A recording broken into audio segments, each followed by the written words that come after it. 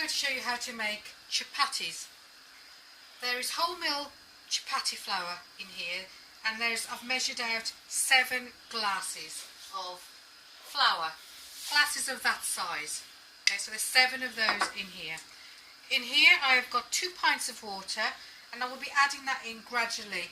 I may not need all of that, but it's there should I need to use it. So I'm just going to make a small well, add some water. So far I have added half a pint.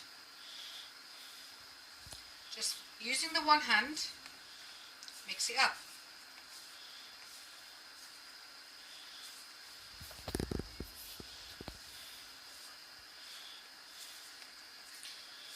Keep adding the water until it all begins to come together.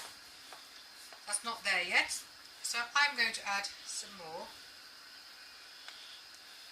And I've added another 1/4 of a pint in there.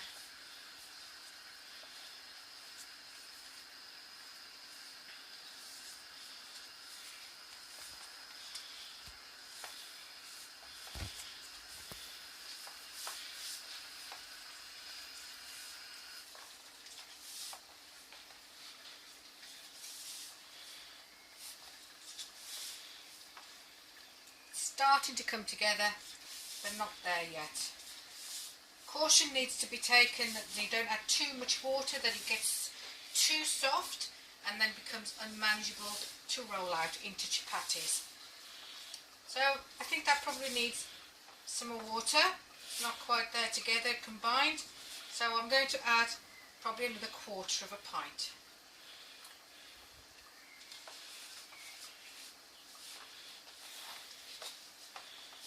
May do the trick.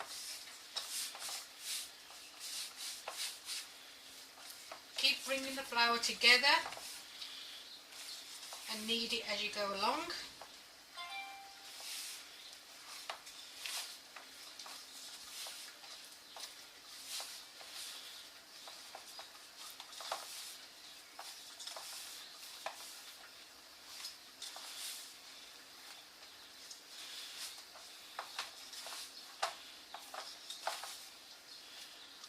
I'm not going to add or pour in at this point because it's beginning to feel the right consistency.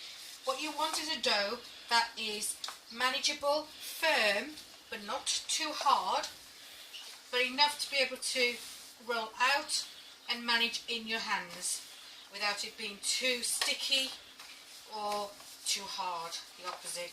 So it's just getting it right to the way that you can manage to handle this. So that's kind of almost there. Now I'm not going to add it, but what I'm going to be doing here at this point is wetting my hand like so, and then knead. That way you're not overdoing the water consistency.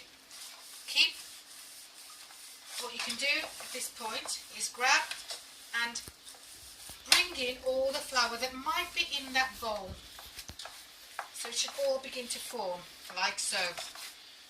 Keep kneading, wet your hand, if it gets a little sticky, just knead.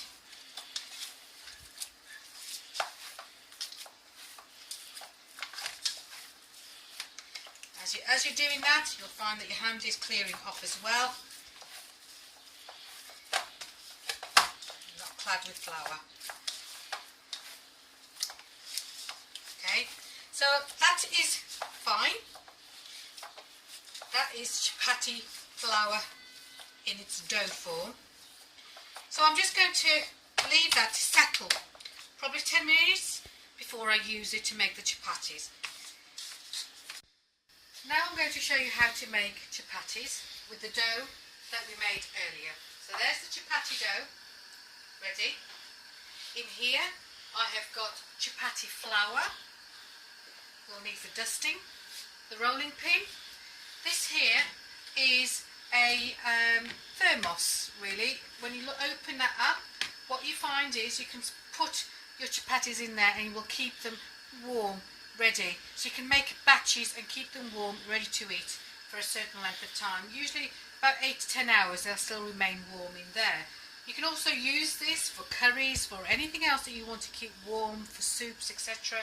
They're very handy, and any good Indian supermarket will be able to provide you one of these. Now, obviously, when the chapatis have cooked and put them in here, it has a lot of steam to release. So I tend to put a tea towel in there that absorbs that and stops them getting soggy as you are adding more and more to that batch. So that's ready. Be careful that it's not too near any heat, because it's plastic, it will melt.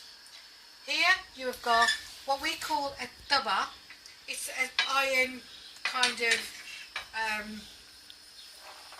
almost like a frying pan but very, very flat. And it is there, it's made of cast iron, and what it does is it allows the chapati to cook on there at very high temperature. So the gas is on at the moment, it's on almost full, just to bring it to the heat temperature, to the right temperature. And then I will reduce it to the temperature I need to be able to cook it to. Some people, when they're cooking the chapatis, are able to do that simply with their hands. Others will need to use a twong. So this is what other people might tend to use. And what they do is, as the chapati is cooking, we'll use that and flip. And when they're cooking on the flame, we'll use this to flip rather than using their fingers. And I will demonstrate. I'm not familiar with these. You will see me using my hands, so it's entirely preference as to how you cook the chapatis, but I will try and demonstrate using these. I'll have them ready. So what I need to do is to show you how to make them. So I've got the chapati dough and the chapati flour. Break a little piece like so, put them in your hand, coat with flour, and what you need is to just bring this into a ball.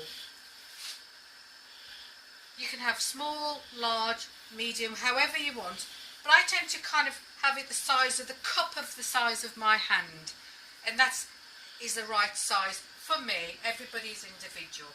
So then I will just flatten it. Now this bit is entirely preference. Some will go like that, some will go like that. What this does, it just stretches that flour out a little bit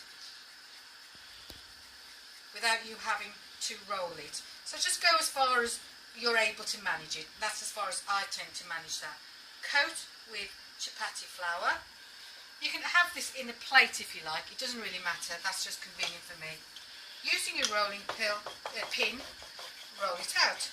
Not with too much pressure, just keep the pressure light enough to allow it to expand. And what you'll find is, even if it does that, it doesn't really matter. Stretch it out a little bit and start, turn it over and do again. Okay, it doesn't really matter. The shape you will get, with more and more practice, you'll get the shape right to a round. But you'll find that the first time you do this, it will be very much putty-pigglety in size and shape. That's reasonable. So that's the size of my hand. If I spread my hand out like that, that's roughly about the size of my hand. So what I'm going to do is I'm just going to pick this up, flip it in, and just do this. What this does is expand that chapati a little bit in your hands as you're flipping it, but at the same time it wafts off the extra chapati flour that you don't really want on there. So that's now manageable. You'll see that it's expanded slightly and ready to go on. Allow that to cook on one side. You'll see it's starting to bubble a little bit. You'll see it's starting to cook through a little bit. That's what you want to be able to see. Now I'm ready to flip that at this point. Turn this over and there you go. You'll see that it started to already cook. Now I'm using my hands on that because that's what I'm familiar to. This is where others will start to use the twonger and be able to press it, but not too firm that you pierce through the chapati.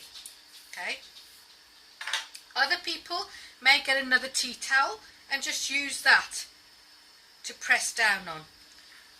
You will see that it's starting to bubble a little bit in places. That's showing it's cooking through. Turn it over again. It doesn't take very long. Depending on the heat on the cast iron tawa, and it's starting to bubble up. Now at this point I am going to put it onto the heat, direct heat, and you'll see it bubble, and it's expanding as it's doing that. That's what you need, and all I'm doing is flipping it on the flame, and I'll do that over that in the other way, onto the other side, and that is cooked. That's one chapati done. That will go into here, ready to eat when we've got batches. So I've got another one to show you to use with this. Rolling it out, here we go. If you need to dust your surface with more chapati flour just to make it easier, that's absolutely fine. Just use whatever you need, makes you comfortable to be able to roll these out. Keep turning it. Sticks, turn it over. If it sticks, turn it over. If it sticks, turn it over. Just to allow you to be able to keep manipulating it to the way you want it, and add flour if you need it as you go. Put it into your hands, expand the size, and on the tawa it goes. The heat of the tawa is adjustable. Just turn your temperature of the tawa down or up to allow you to be able to safely handle the cooking on this. So to be able to demonstrate with this, now I'm not very familiar with this, so please bear with me, because this just isn't what I tend to use to cook with. You just turn them over like that.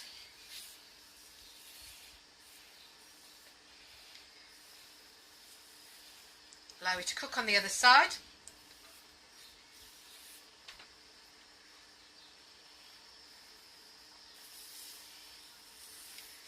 I'm using the one side of that to just keep it pressed to allow it to cook through. You'll see the bubbles are appearing. When it starts to do that, that's telling you that that is almost done on that side. Okay, so I will turn that back over. There you have it. You'll see that that's almost done. So I will then now put that onto the direct heat. Other people may still cook it on there. You can still cook it on here without needing to go onto the direct heat, and you can do that just as I'm doing now. Just use this, or use the tea towel, and just keep the you just gently press it. You'll see it filling up like that with air, and that's absolutely fine too. What you'll need to do is just turn it over, just cook it over in that way.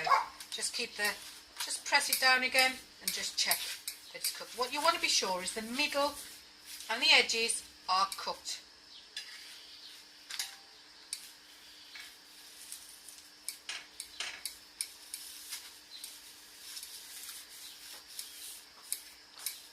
And there you have it.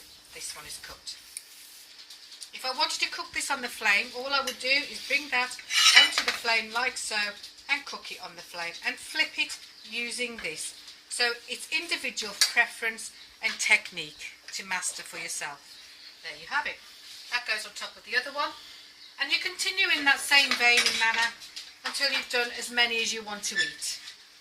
With the remaining flour, you don't have to cook it all at once. You can if you wish to and have them ready for the next meal or whatever, but if you want them fresh, then you can pop this into a Tupperware and use it at the point of need. So all you need to do is put it in the fridge once you've done that. Put it into the fridge, and it's ready to be used up to about maximum 3 days, I would say. And then you need to discard the flour if you haven't used it after that point. But this will now last you up to about 3 days.